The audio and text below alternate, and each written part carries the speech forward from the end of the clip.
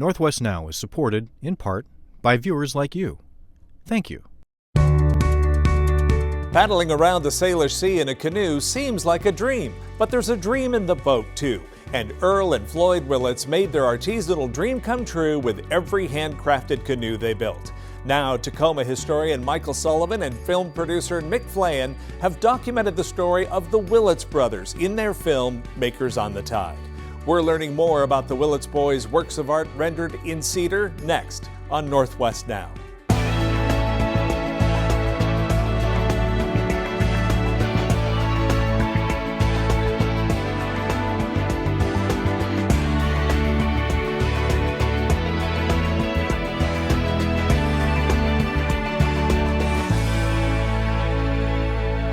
For 55 years, Earl and Floyd Willits built handcrafted canoes in their little shop on Day Island. There were variations, but generally speaking, they built and perfected one model. And over the decades until 1967, they built 918 of them. Today, Willits canoes are highly prized collector's items, and nobody's really sure how many remain. Documenting this uniquely Tacoma story are historian and longtime Northwest Now contributor Michael Sullivan and producer Mick Flahan. As Steve Kiggins tells us, their film showing through February of 2025 at the Washington State History Museum is called Makers on the Tide. Life on the water has been one of the cornerstones for generations on and around Commencement Bay. Part of that history includes a canoe made along the shores of Puget Sound for half a century. It's a canoe many believe is the finest ever made. A set of skills, of hand-making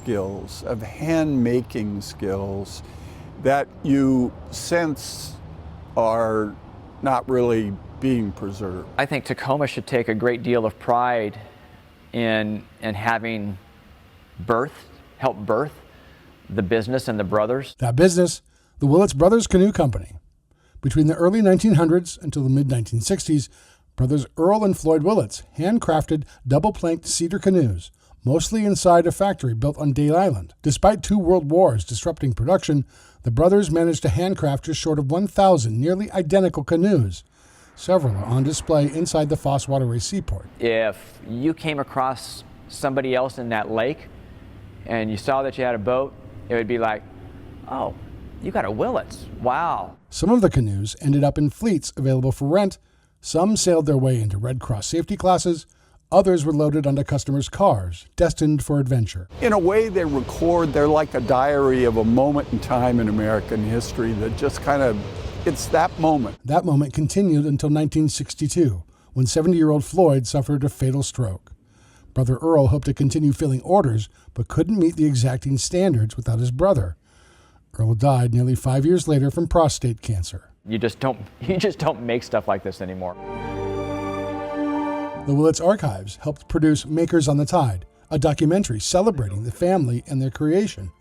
The film and several canoes are on display at the Washington State History Museum in Tacoma. People will want to see it because it's Tacoma, because these are beautiful pieces of art, because they can touch it. The exhibits are a chance to see up close how the brothers built a business, how their canoes brought people closer to nature, and why so many believe the finest canoes in the world were made in Pierce County, Washington. When you're paddling, there's a drum beat that kind of connects with your heart almost. In Tacoma, Steve Kiggins, Northwest Now.